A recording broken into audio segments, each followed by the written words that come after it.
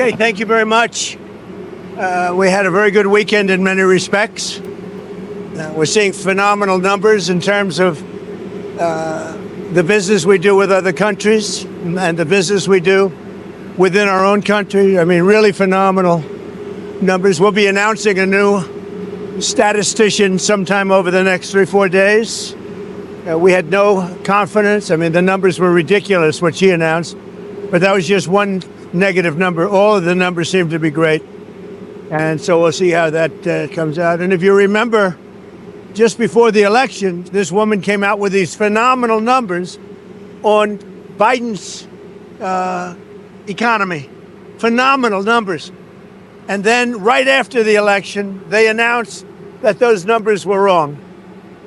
And that's what they did the other day. So it's a scam, in my opinion. My opinion is it's just additional scam. On Russia, Mr. President, can you say, have those nuclear submarines been deployed yet to face Russia? I've already put out a statement, and the answer is they are in the region, yeah, where they have to be. Can you say what Steve Witkoff's message will be to the Russians? Is there anything they can do to avoid sanctions at this point? Yeah, get a deal where people stop getting killed. They had a number that just came out that a tremendous number of Russian soldiers are being killed. And likewise, Ukraine, a lower number, but still thousands and thousands of people. And now we're adding towns where they're being hit by missiles. So it's a lot of people being killed in that ridiculous war. And, you know, we stopped a lot of countries from war, India and Pakistan. We stopped a lot of countries. And we're going to get that one stopped, too. Somehow we're going to get that one stopped. That's a really horrible war. You heard about Cambodia and Thailand. We got that one done. We got the Congo, which was going on for 31 years. Rwanda. That one's done. We stopped a lot of wars. This is the one we seem to be... this should be the easiest to stop, and it's not. I mean, Rwanda and Congo were going on 31 years when I got it stopped. 8 million people dead, at least.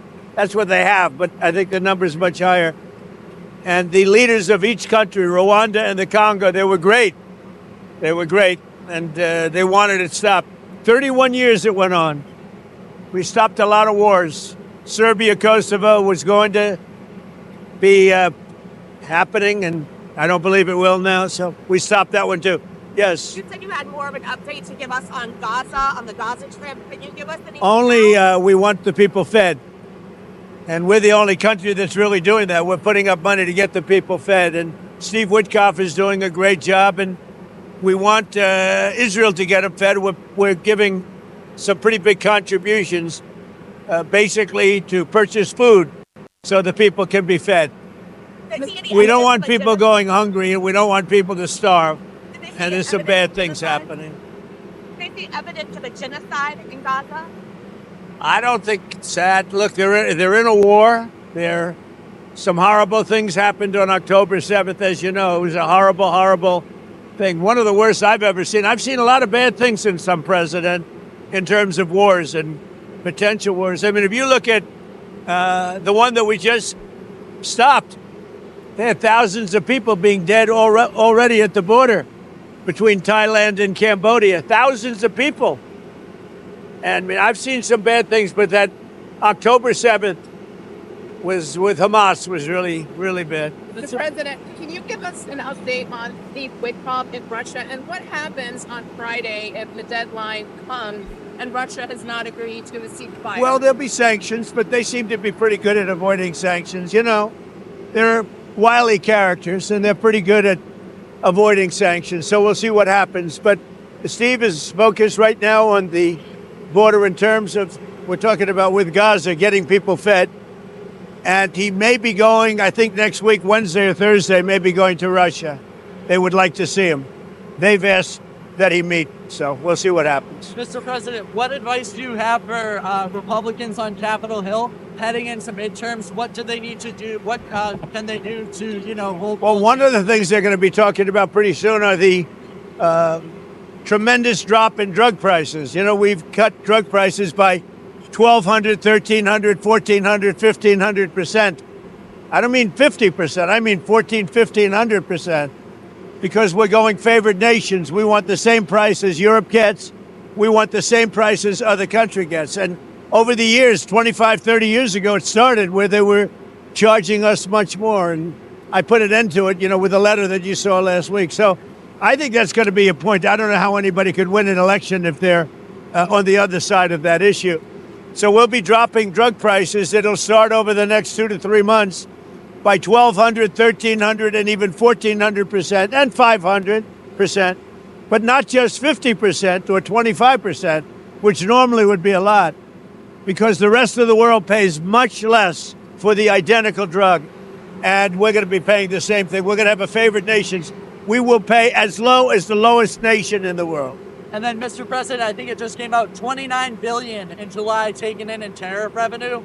Could we see a potential rebate here, and what would that look like, and who would qualify? Well, we're going to pay down debt. We have a lot of money coming in, much more money than the country's ever seen, by hundreds of billions of dollars.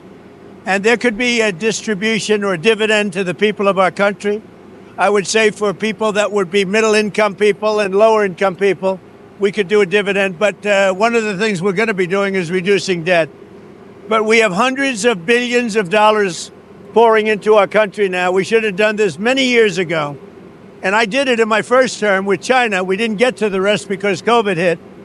And you couldn't really go to France and Spain and Italy and say, let's start talking about some tariffs. But China was paying us hundreds of billions of dollars in tariffs, and we did it then. And then Biden screwed it all up. He screwed everything he touched. He screwed up. So, thank you.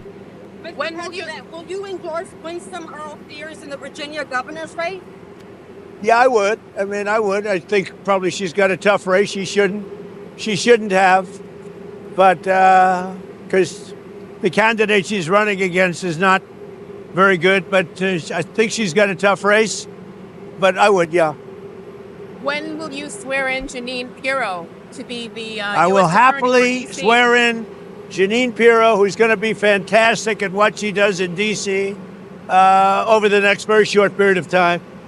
I think she's going to be fantastic. Don't forget, Jeanine Pirro was a great judge and a great prosecutor. And because she was so good, I was there. She was an amazing prosecutor and judge. And because she was so good, they drafted her into show business. And she did fantastic. The Five was the #1 show, et cetera, et cetera. Jeanine Pirro was also really good at that. But her real love is exactly what she's doing. And that's what made her such a success in show business. So Jeanine Pirro is going to be amazing. And I'll swear her in as soon as we can swear her in. We need her. She's going to be amazing. Mr. President, are you happy with how the Rose Garden turned out? And will you have some kind of event for the Rose Garden? Are you happy with how it turned out? Yeah, we're getting great reviews on the Rose Garden. And we had to do it. As an example, when we had a press conference, you'd sink into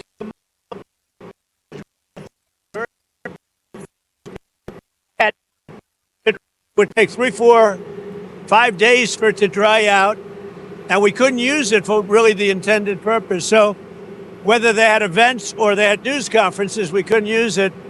And it's a beautiful white stone, and it's a stone that's the same color as the White House itself. And because it's very white, it's going to reflect the heat. It's not going to be very hot, like if you had a dark stone. So, yeah, we've gotten great reviews on the Rose Garden. We have any update on the search for the Federal Reserve Board? Have you been interviewing candidates? No, I have a couple of people in mind. I'll be announcing somebody for the filling of the person that left. A woman left, as you know, who was a Biden appointment, either Biden or Obama, but I think a Biden appointment. And she left early, and I think she left because she agreed with me on interest rates, and yet they were on the other side of the ballpark, right? So I'll be announcing that probably over the next couple of days. Okay. Mr. President, Mr. President, one more on tariffs here. As you continue to, pile up these trade deals, are you kind of gaining more leverage over countries that haven't come out? Yeah, I'm not looking for leverage. I'm looking for fairness. We want reciprocal as much as possible. Sometimes reciprocal would be too much for them to handle because it would be a much bigger number. But we want to see some reciprocity. We want to see reciprocal wherever we can. And all I can say is this, our country will be taking in hundreds of billions of dollars. You just said it. Already we're taking in, billions and billions of dollars. And it was very unfair. The world treated us very unfair. But the next big move is going to be the price of drugs. Because you could buy something in London or in Germany, someplace in Germany or many countries where it's 1/10, 1/3, 1/4, but sometimes 1/10 the price of what it costs to buy it in New York or some other place. And we're not doing that anymore. We're not allowing that anymore. That started many years ago when people were asleep at the wheel in this country, and they allowed that to happen, and I'm stopping it. I'm a UN ambassador. Will that still be a cabinet level position, sir, or not? I don't know. I haven't determined that yet. Oh, that's a good question. I'll make a decision. He's a very good guy, but I'll make a decision. Mr. President, what is your relationship with Laura Loomer? What kind of who? influence with Laura Loomer? What kind of influence does she have in I the White think House? she's very nice. I mean, I know she's known as a radical right, but I think Laura Loomer is a very nice person. I've known her for a long time. And, personally, I think she's a patriot. And she gets excited because of the fact that she's a patriot. And she doesn't like things going on that she thinks are bad for the country. I like her. Okay? Mr. President, actress Sydney Sweeney came out this weekend that she was a registered Republican. Any thoughts on that? That who was? Sydney Sweeney. She's like a very hot actress right now. She's a registered Republican? Yes. Oh, now I love her ad. Is that right? Is Sydney Sweeney? You'd be surprised at how many people are Republicans. That's what I wouldn't have known, but I'm glad you told me that. If Sydney Sweeney is a registered Republican, I think her ad is fantastic. Okay, thank you very much, everybody. Thank you, Thank Mr. you, Mr. President. President.